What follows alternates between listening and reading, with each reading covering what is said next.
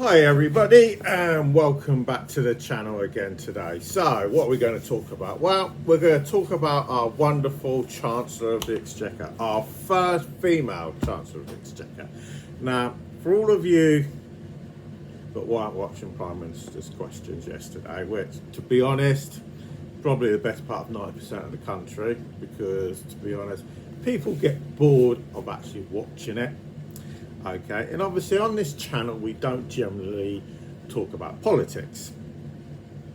Okay, so I'm going to try and not talk about it too much, but what we are going to talk about is Rachel Reeves and the opposition benches, as in Reform and the Conservative Party, couldn't resist making digs about Rachel Reeves and her CV.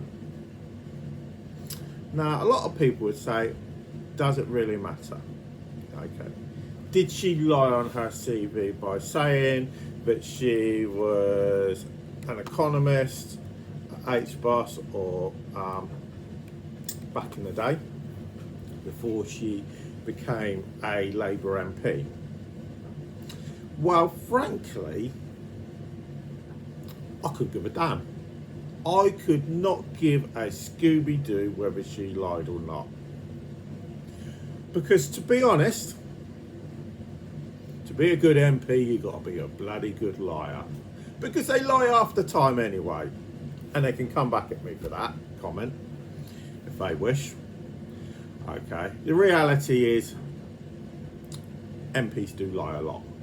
And sometimes it's not a case of they intentionally lie, but they may not be given the correct information. You could take a look at Tony Blair. Did Tony Blair lie to us going into Iraq? He would say no, he took us into Iraq based on the information at the time, which turned out to be a lie at a later date. You can look at it whatever way you like. The history books will say one thing, he'll say another, you know. So that's the way to look at it. Now, the question is, does it matter if she lied?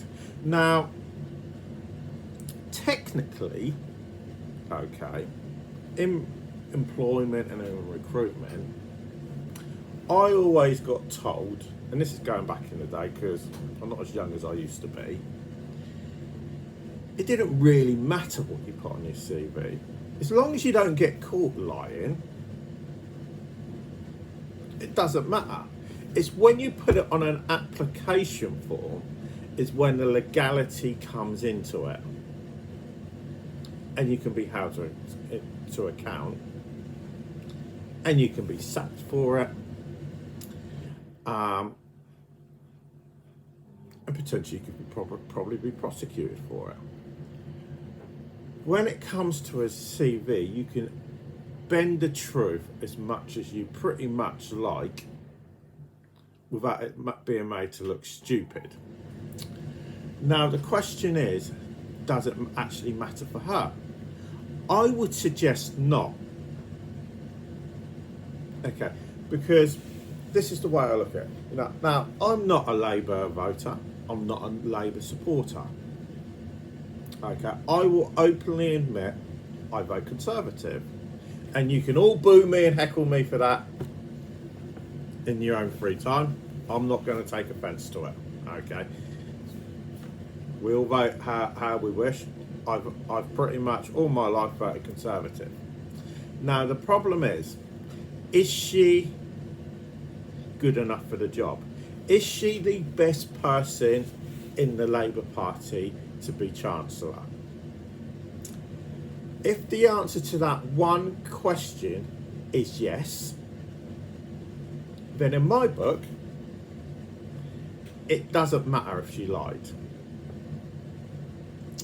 The bigger question about the lie is why she felt that she needed to lie to get to the position, because that says a lot more about wider society than it does about her.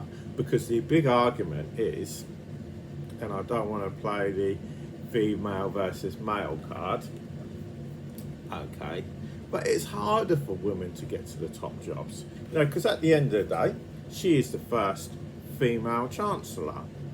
Now, there was an argument that Keir Starmer specifically wanted a female in that position.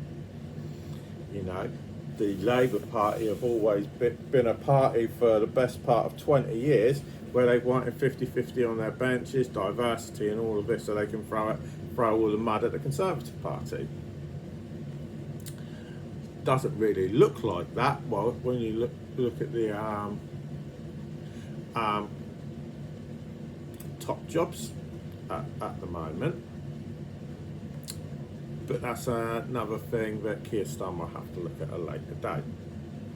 So that's my personal view on it. Okay, I don't think it really matters too much if she did lie. And that's a big question, because it's not been proven that she has lied about it, because she'll be held accountable over the next few months, over the next couple of years, if she lasts that long in the job.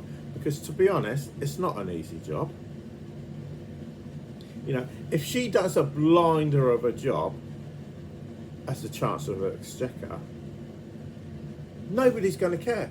If the economy grows and grows and grows, and we become prosperous and everything, nobody's going to give a damn if she put one little porky pie saying that she was an economist for the Bank of England when she was actually worked in the retail sector at HBOS, which is the allegation at the moment.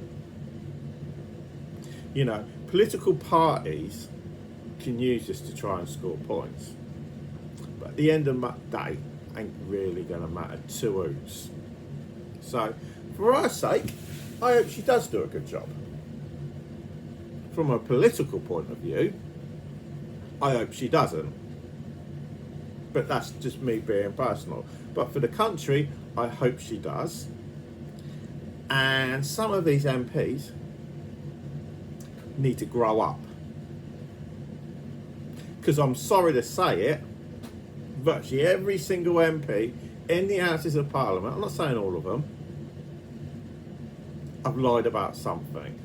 There's not a person around that hasn't lied about something to get themselves ahead. You know, so that's my personal view. You know, obviously I'm going to wrap it up. You know, let me know in the comments down below what you personally think.